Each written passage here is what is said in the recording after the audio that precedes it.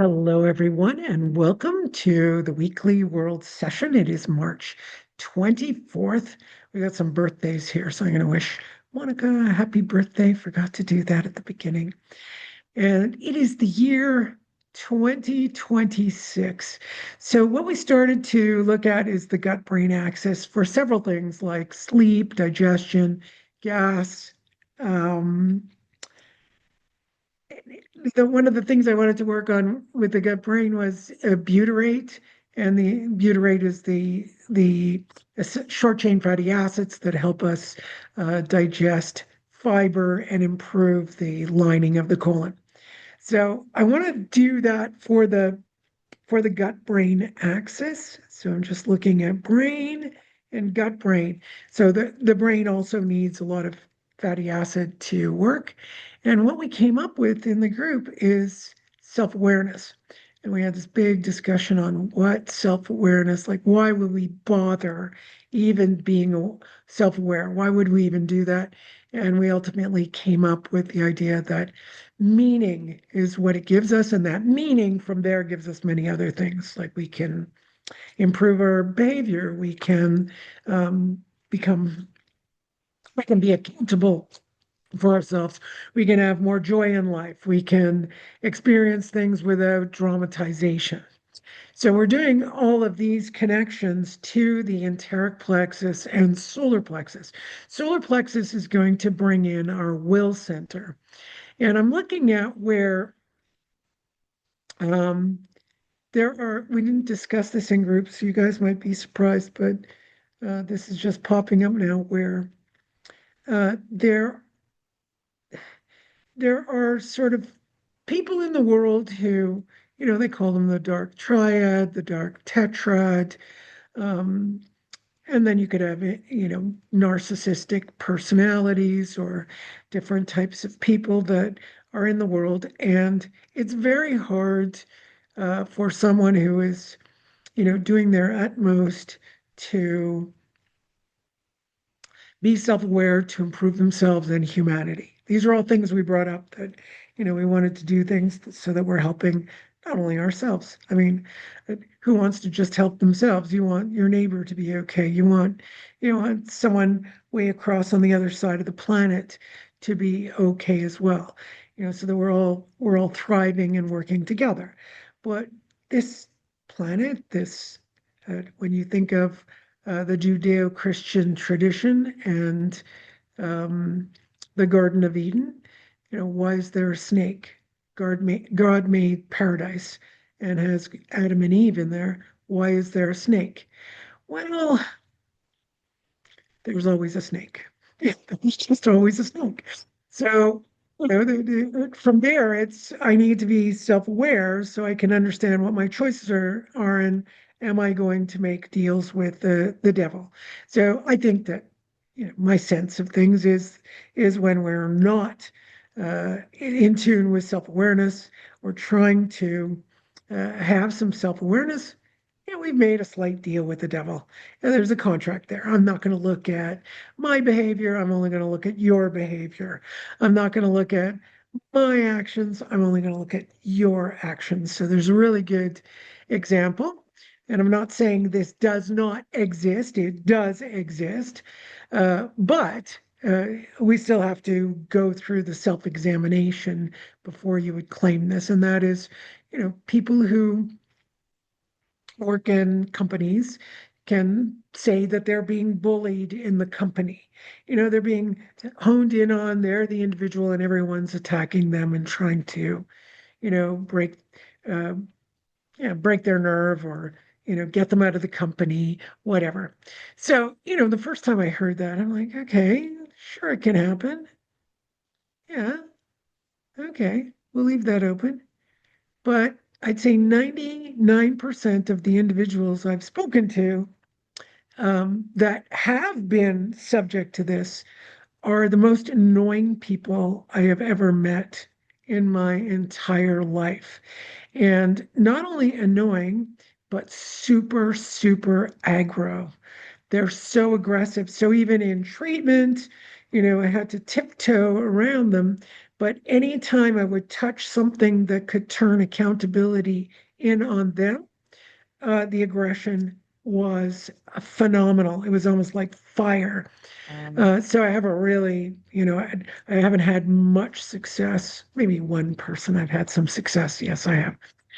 But most of the people, they did not like that I would turn things into responsibility, accountability, and they would abandon the whole treatment and look for someone who would say, "Oh yes, you are being bullied at work," and it is a, it's it's almost like a, I forget what the name of this thing is, but they bring it as like a conspiracy of the whole company coming together to be against them, but actually they're so annoying that everyone is responding to them in the same way.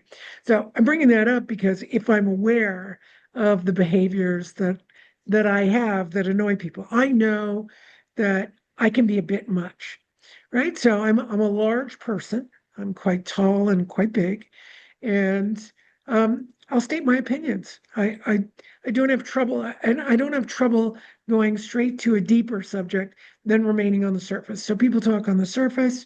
I seem a little bit rude. I try to change that behavior, as best as I can, but and I try to engage with those things too, just to be a little bit more. I was going to say belonging, but it's not really belonging. It's just to have kind of a relationship with that world. Not too long, because I don't want it to lower my enjoyment of life. But for a few moments, yes.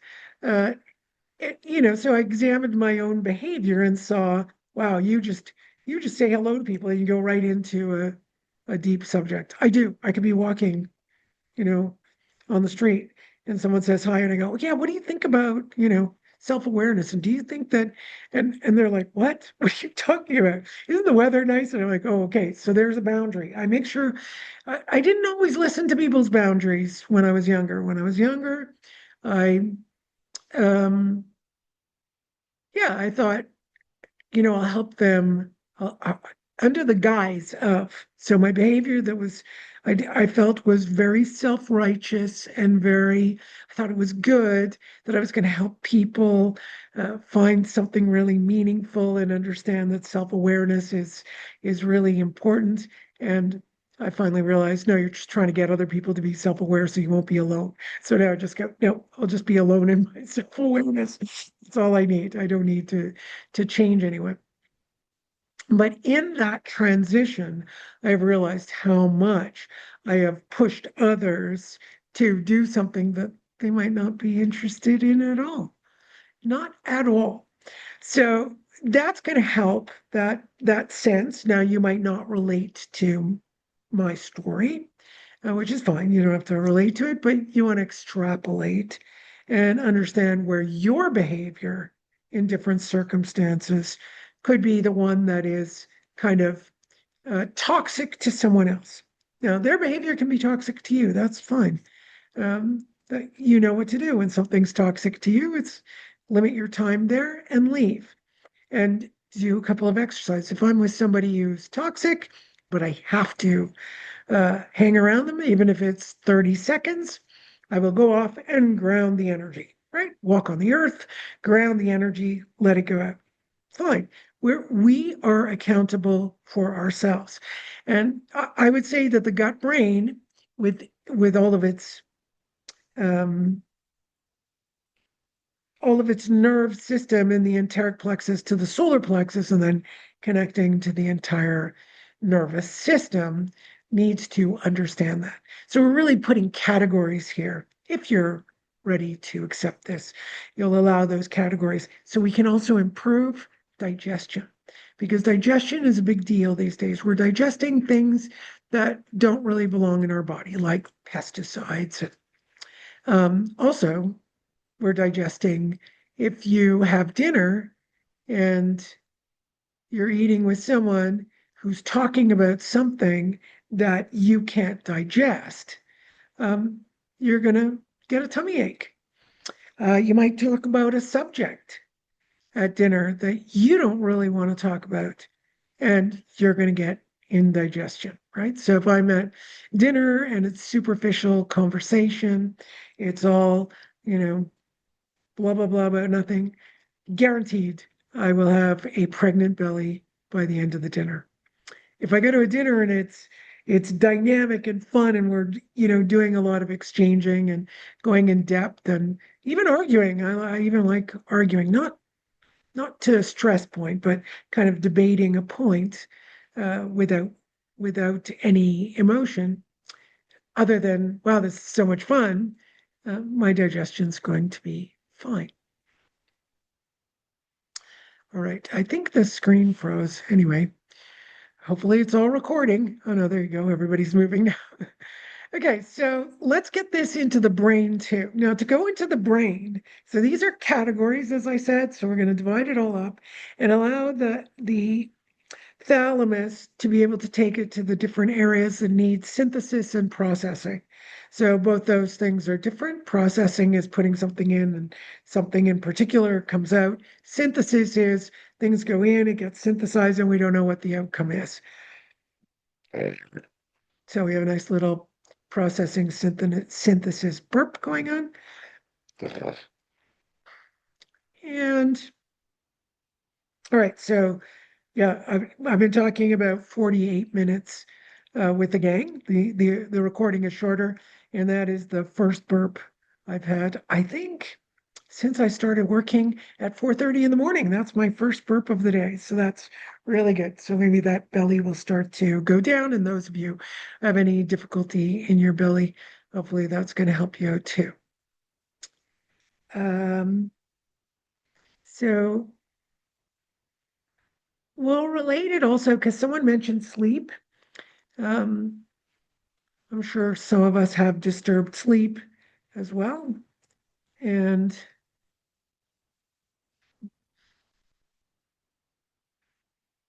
just see that this synthesis and processing in the enteric and solar plexus communicating with the nervous system can help the brain um,